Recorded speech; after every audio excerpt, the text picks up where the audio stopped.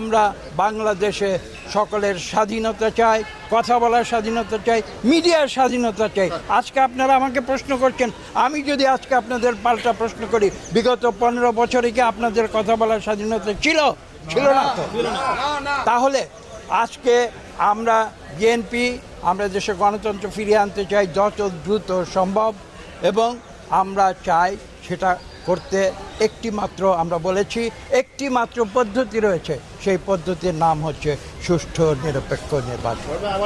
আমরা এখানে এসেছি, তার একটি বিশেষ তাৎপর্য রয়েছে। তাৎপর্য হচ্ছে একমাত্র শহীদ প্রেসিডেন্ট জিয়াউর রহমান। আপনারা নতুন প্রজন্মের, আমি ডাইনে বাইরে দেখতে পাচ্ছি, কিন্তু যারা শহীদ প্রেসিডেন্ট জিয়াউর রহমানের কার্যক্রম পর্যবেক্ষণ করেছেন